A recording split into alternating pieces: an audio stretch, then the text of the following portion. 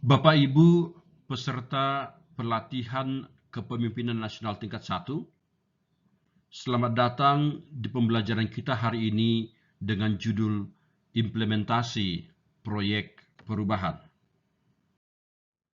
Perkenalkan kembali, nama saya Dr. PM Marpaung MSc sebagai fasilitator Anda dalam pembelajaran ini. Sebelum kita memulai substansi pembelajaran, kita mengulas kembali hasil dari seminar rancangan proyek perubahan, di mana kita mendapatkan masukan penajaman dari Bapak Ibu penguji, dari mentor, dan dari coach. Untuk itu, kami menyediakan 3 pertanyaan untuk menggugah Anda mempertajam, memperbaiki proyek perubahan Anda sebelum kita lanjut kepada implementasi. Yang pertama, bagaimana tanggapan Anda tentang masukan dan pertanyaan dari Bapak Ibu penguji? Yang kedua, bagaimana tanggapan Anda tentang komentar dan masukan dari Bapak Ibu mentor? Yang ketiga, dari hasil seminar rancangan proyek perubahan, penajaman-penajaman apa saja dan pembaharuan apa saja yang akan Anda lakukan dalam proyek perubahan Anda?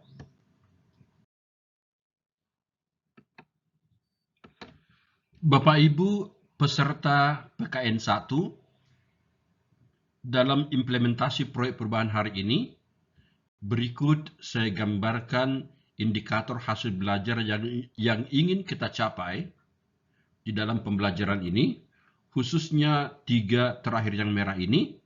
Harapan kami Anda mampu mengimplementasikan rancangan proyek perubahan untuk menghasilkan hasil proyek perubahan yang nanti akan dipaparkan di akhir pelatihan kita.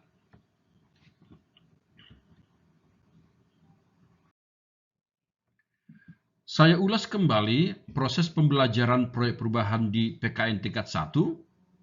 Sebenarnya ada 9 tahapan dan saat ini kita telah menyelesaikan tahap 1, 2, 3, 4, 5 dan sekarang kita masuk ke pembekalan implementasi proyek perubahan. Berikut ini ada satu moto pemimpin perubahan dari Nelson Mandela, mungkin yang perlu kita sikapi untuk kita terapkan dalam kepemimpinan kita, yaitu kepemimpinan kolaboratif. We can change the world and make it a better place. It is in your hands to make a difference. Jadi tanggung jawab beban kita untuk memberikan perubahan-perubahan tingkat institusi, antar institusi, nasional, bahkan internasional. Sekarang kita masuk kepada proyek perubahan dalam PKN 1. Oke.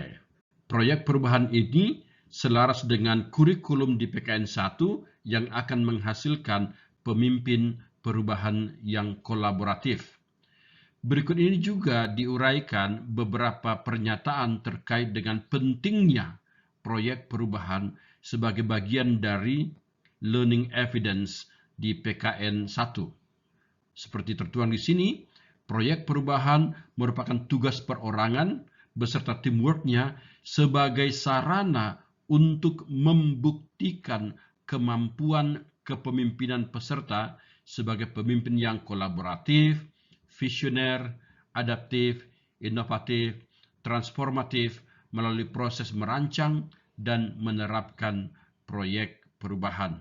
Dengan ini sekaligus, proyek perubahan mudah-mudahan mampu meningkatkan nilai tambah atau kinerja organisasi. Teman-teman, dalam kurikulum PKN 1 ada 4 agenda yang sudah kita pelajari. Kita sekarang berada di agenda yang keempat. Kita sudah melewati self-mastery, managing policy, managing change atau perubahan, dan kita sekarang di aktualisasi kepemimpinan. Dengan learning produknya ada 2, proyek perubahan dan policy paper. Sinkronisasi dari semua agenda ini harapan kami menghasilkan kepemimpinan kolaboratif. Tahapan-tahapan pengelolaan perubahan ini ada 7 tahap, mulai dari diagnosa, mengkomunikasikan, merancang, seminar RPP, dan saat ini kita berada di tahap yang kelima, yaitu bagaimana melaksanakan proyek perubahan dalam tahap off-campus. Ada beberapa kekuatan penggerak perubahan.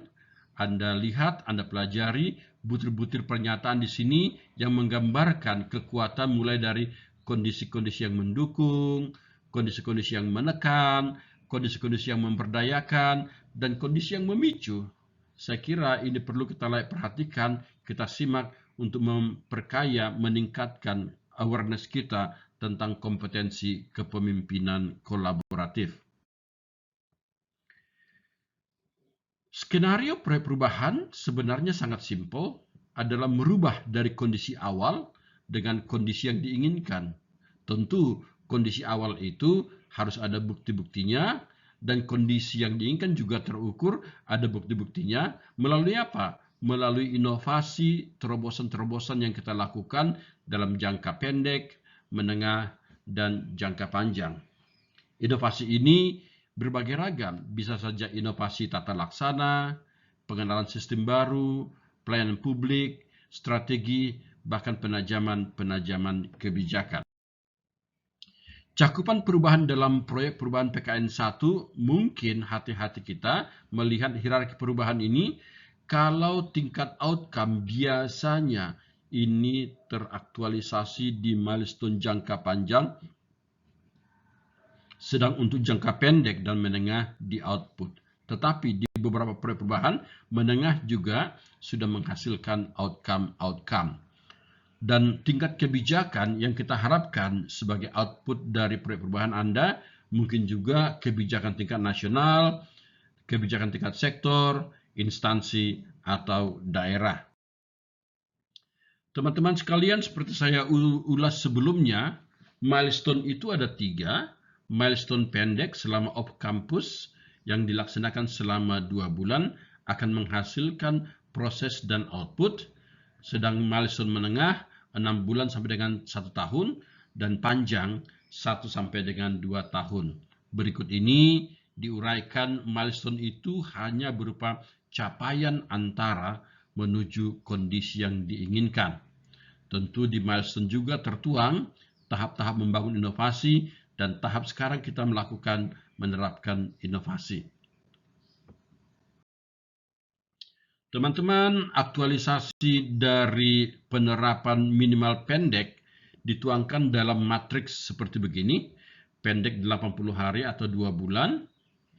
Ini 3-6 bulan sampai dengan bahkan 1 tahun. Dan ini bisa sampai dengan 1 sampai dengan 2 tahun. Tolong disimak. Isi dari tabel-tabel ini adalah uraian-uraian kegiatan rinci untuk setiap tahap kegiatan yang akan Anda lakukan di milestone pendek. Tentu seperti saya katakan tadi, bahwa proyek perubahan itu adalah merubah kondisi awal ke kondisi yang diinginkan. Ini memberikan gambaran bagaimana kita memotret menetapkan kondisi awal. Ini jenis terobosan yang kita lakukan untuk merubah kondisi awal, dan ini kondisi yang diinginkan. Jadi simpel sebenarnya, proyek perubahan itu adalah terobosan atau inovasi yang merubah kondisi awal kepada kondisi yang diinginkan. Siapa saja yang terlibat dalam implementasi proyek perubahan ini? Ada coach, ada mentor, ada Anda sebagai change agent, dan ada juga penguji. Ini digambarkan tugas-tugas secara singkat dari coach, mentor, change agent, penguji, dan pembahas. Secara lebih rinci, dituangkan di sini peran dan tugas agen perubahan, yaitu Anda sebagai peserta PKN tingkat 1. Silakan simak butir-butir tugas peran dari agen perubahan. Demikian juga ini adalah 10 kualitas yang perlu kita simak yang menjadi dasar kita melakukan mengimplementasikan proyek perubahan minimal untuk tingkat atau milestone pendek pada saat ini. Ini diunggah dari changeagent.org.uk skills change agent. Teman-teman, untuk memperkaya implementasi proyek perubahan kita, mohon diperhatikan karakteristik pemimpin dalam dunia perubahan yang kolaboratif. Kami mengharapkan Anda mampu mengelola tim efektif. Ada pernyataan mengatakan, leadership is not a solo act, it is a teamwork. Kepemimpinan ini atau kepemimpinan itu bukan kerja sendiri, tetapi memaksimalkan peran-peran dari tim. Aspek lain juga yang perlu kita perhatikan adalah bahwa membangun kerangka berpikir kepemimpinan kolaboratif, kita perlu memperhatikan bagaimana kondisi existing, bagaimana opportunities, dan bagaimana ekspektasi, awareness kita tentang poin-poin ini akan meningkatkan kualitas kepemimpinan kolaboratif. Teman-teman, berikut ini diuraikan kembali, diulas tugas-tugas Bapak Ibu mentor kita. Silakan simak dengan seksama. Teman-teman sekalian, berikut ini diuraikan kembali tugas dan peran coach dalam membimbing para peserta dalam implementasi proyek perubahan. Ini butir-butir yang menjadi dasar Bapak Ibu para wideswara untuk membantu Anda memaksimalkan proses dan hasil pembelajaran dalam implementasi milestone Anda. Selanjutnya, keberhasilan dari proyek perubahan juga apabila kita mampu bekerja sama, membangun kolaborasi, membangun koordinasi dengan Bapak Ibu stakeholders kita, baik internal maupun eksternal. Untuk itu, teman-teman wajib dan melakukan beberapa analisa apa peran dari stakeholders, baik yang mendukung, baik yang kurang mendukung, bagaimana melalui treatment yang kita berikan selama proyek perubahan, semua stakeholders kita, harapan kita menjadi mendukung dan terbangunlah kolaborasi lintas. Berikut ini esensi dari implementasi proyek perubahan. Bapak Ibu tolong disimak, ada sedikit perbedaan dengan butir-butir tahapan yang ada di RPP. Khususnya yang merah-merah ini yang wajib Anda perhatikan, bagaimana ada penambahan abstraksi proyek perubahan di laporan di seminar nantinya. Abstraksi ini seperti executive summary kalau di laporan atau abstraksi seperti kalau di penelitian. Jadi, tolong ditambahkan abstraksi dan di penutup ada lesson learned kepemimpinan. Apa lesson learned kepemimpinan yang Anda dapatkan dari melakukan kegiatan proyek perubahan ini? Tentu yang merah-merah lainnya seperti implementasi proyek perubahan, tolong dibaca tahapannya. Kemudian nomor 12, kalau di RPP kita mengantisipasi, kalau di sini kita melaporkan risiko, masalah, dan solusi yang kita hadapi. Dan jangan lupa lampiran-lampiran apa yang kita dapatkan dalam bentuk manual, bentuk elektronik, dilaporkan dalam laporan proyek perubahan. Secara rinci, kami sudah sajikan di sini bagaimana judul, latar belakang, tujuan proyek perubahan, kemudian rincian dari manfaat, implementasi, output kunci, kemudian bagaimana pentahapan atau milestone, bagaimana kita mengelola tata kelola proyek perubahan, kemudian peta sumber daya, manajemen pengembangan kolaborasi, strategi komunikasi, risiko masalah solusi, faktor kunci, penutup, dan lampiran.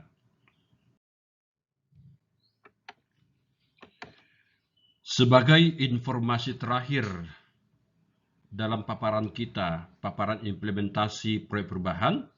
Berikut ini kami sajikan template yang berisi indikator evaluasi proyek perubahan di pelatihan kepemimpinan nasional tingkat 1. Perencanaan perubahan ini sudah kita lalui melalui seminar RPP yang fokusnya menilai cakupan perubahan, cakupan pemangku kepentingan dan strategi komunikasi, serta peta sumber daya. Di akhir pelatihan ini, pada saat seminar laporan proyek perubahan, kami akan nilai proyek perubahan Anda dengan 4 poin, yaitu capaian perubahan, capaian dukungan pemangku kepentingan, kualitas pelaksanaan strategi komunikasi, dan pemanfaatan sumber daya selama proyek perubahan. Teman-teman sekalian, demikian pembelajaran kita dalam implementasi proyek perubahan. Selamat, Anda kembali ke instansi masing-masing untuk mulai menerapkan milestone pendek Anda. Sampai ketemu.